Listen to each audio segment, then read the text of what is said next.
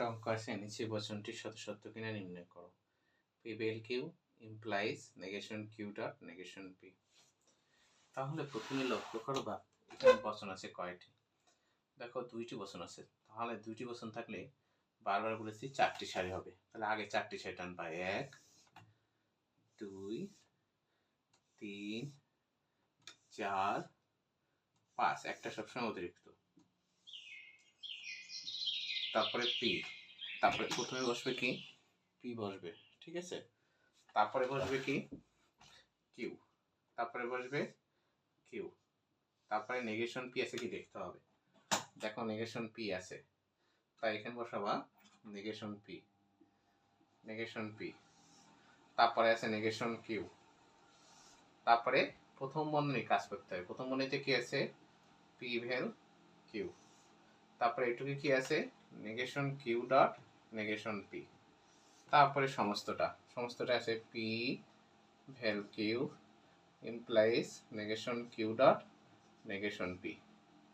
এই হয়ে গেল।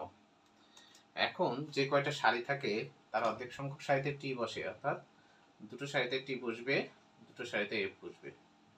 আর অর্ধেকে এফ, একটাই টি একটা এফ, একটা টি একটা এফ। এবার বলছে নেগেশন পি, পিতে যে মানটা আছে এটা ঘুরে যাবে, তাহলে আছে কি এফ এফ টি টি।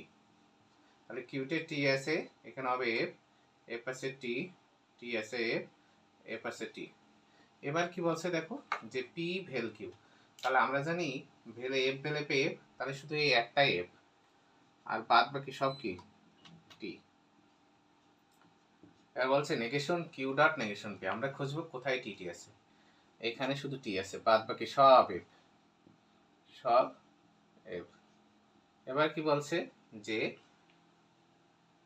এইটার সাথে এইটারে ইমপ্লাইজ করতে বলছে, তাহলে T implies F F, T implies F F, T implies F F, F implies টিতে টি। তাহলে দেখো এই বচনটা কি আছে, সবগুলো সত্য হচ্ছে না, সবগুলো মিথ্যা হচ্ছে না, তাহলে কি আছে অনির্দিষ্ট মান। তখন লিখবা নির্ণয় বচনাকারটি অনির্দিষ্ট মান, বচনাকারটি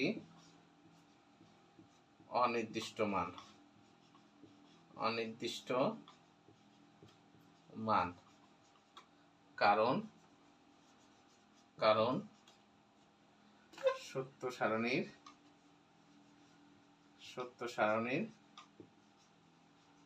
চূড়ান্ত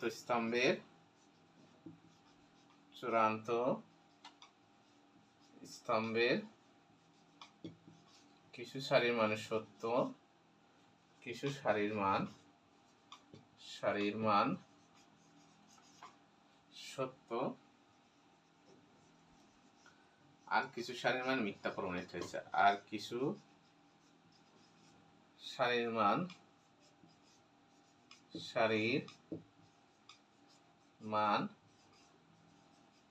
মিথ্যা